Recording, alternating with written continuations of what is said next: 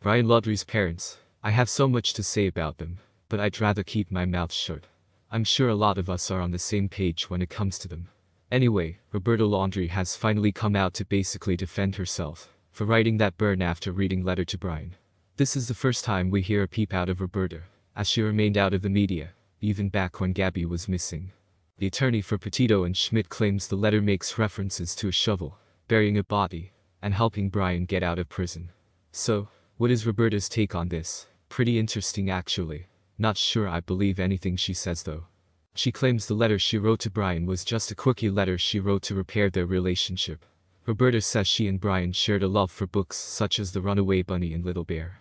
She claims one such book, Burn After Writing, was often the subject of joke between her, Brian and Gabby.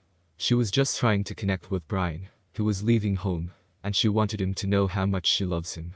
Here is the full letter. It reads, I, Roberta Laundrie, am a defendant in the above-styled cause, and I do hereby swear affirm that I fully understand the meaning of all of the terms of this affidavit. I wrote the letter requested by plaintiff's second request for production. I wrote the letter to my son, Brian Laundrie, on or about the end of May 2021. Although I do not know the exact date I wrote the letter, I do know that I wrote it and gave it to Brian before Brian and Gabby left Florida for New York, which was on June 2, 2021. The purpose of the letter was to reach out to Brian while he and I were experiencing a difficult period in our relationship. Brian and I always had a very open and communicative relationship, and in the months prior to the trip our relationship had become strained. Brian and I shared a love of stories, and some of the language in the letter was using similar phrases to describe the depth of a mother's love. The two books that come to mind are The Runaway Bunny and Little Bear. In addition, Gabby had given Brian a book called Burn After Writing, which contains printed questions to which the reader responds by writing their answers on the page. The back of the book instructs the reader to create a secret book and then destroy it by burn after writing. The bottom of the back cover says, write, burn, repeat. Brian, Gabby and I often joked about this book and the importance of being able to express yourself. If you were embarrassed or simply did not want anyone to know your thoughts or feelings, then the book offered the perfect solution by telling you to burn it. This is where my message to Brian came from, and I wrote on the cover of the letter for Brian to burn after reading.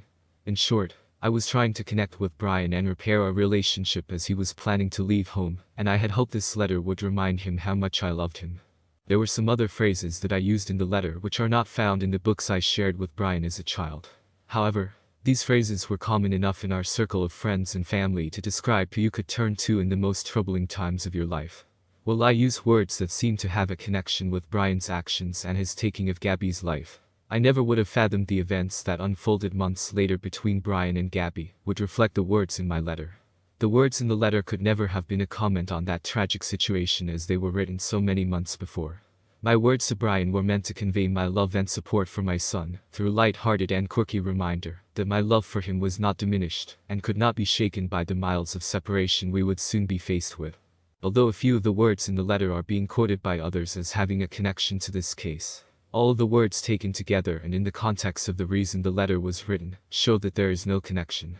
In addition, there has been some speculation that this letter was in Brian's possession or in his backpack when he died, insinuating that I gave it to him as he left my home on September 13, 2021, but that is not true, because the FBI had the letter in their possession and questioned members of my family about it prior to October 20, 2021, when my husband and I found Brian's remains in the reserve.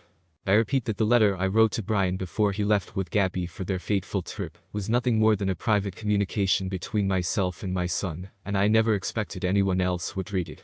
In some way, I did not want anyone else to read it, as I know it is not the type of letter a mother writes to her adult son, and I did not want to embarrass Brian. That is why I wrote burn after reading on the envelope, and I knew that Brian would know what that meant. I am now appreciative that he actually kept it. So, that's Roberta's explanation for the letter. I'm sure you guys have lots of thoughts on this. Drop them down below.